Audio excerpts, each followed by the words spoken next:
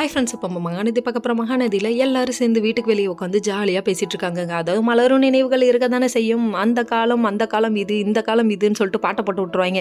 இது நம்ம வசந்தன்கோ பாட்டு இல்லை, பரவாயில்ல நாங்கள் கொஞ்சம் கடன் வாங்கிக்கிறோம்னு சொல்லிட்டு இவங்க ஒரு பக்கம் பாட்டை போட்டு ஃபீல் பண்ணிட்டு இருக்க. காவேரியை பற்றி பெருமையாக பேசுகிறாங்க. அங்கே பெருமையாக பேசினா தான் இங்கே எரிய ஆரம்பிச்சிருமே. அதாவது ஒருத்தர் இருந்தாலே தன்னால் பொங்கிக்கிட்டு வெளியே வரும். இப்போ 2 பேர் வேறு எங்களுக்கு தூக்கம் வருது, நாங்கள் தூங்க போகிறோன்னு சொல்லிட்டு ஓவராக இழுக்க ஆரம்பிச்சிட்டாங்க. உடனே நம்ம சாரதாம்மா பேச வர, வேணாமா விடுமா, இவங்களை பற்றி தெரிஞ்சது தானே, இவங்க வயிறு எறியது சகஜமாப்பா அப்படின்னு சொல்லிட்டாங்க.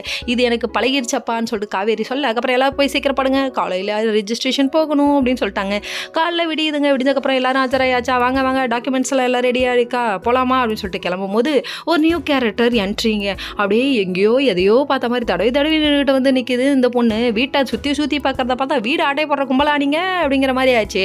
கடைசியில் பார்த்தா, வாங்க வந்தனும், எதுக்கு வந்தீங்க? இல்லைங்க, நீங்கள் ஒரு வகையில் எனக்கு அக்கோ அப்படின்றாங்க. டே நல்லா வருவீங்க. அந்த கேரக்டர் யாருன்னு தானே பார்க்குறீங்க. பசங்க படத்தில் இவங்க 2 பேரோட கம்போ வேறு லெவலில் இருக்கும். கிளின்னு கிளிப்பாங்க. எப்படி இந்த கிளிக்கிறாள், எந்த ஒரு கறியாக இருப்பான்னு நம்மளே ஆச்சரியப்பட்டு பார்த்தோன்னா பார்த்துக்கோங்க.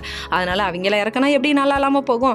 அக்கா நீங்கள் தான் என் அக்கா அப்படிங்கிறாங்க. உங்கள் வீட்டுக்காரர் தான் எனக்கு வீட்டுக்காரன்னு சொல்ல, அடி பாவி, பந்தியில் கேட்டால் பங்கு தருவேன், முந்தியில் கேட்டால் எப்படி பங்கு தருவேன்னு ஒரு பாட்டு இருக்கே, அதை போட்டுட்டு அடிச்சுக்க ஆரம்பிச்சிட்டாங்க. என்னடி பேசுகிற, உதலவான்ட்டாங்க சாரதாமா.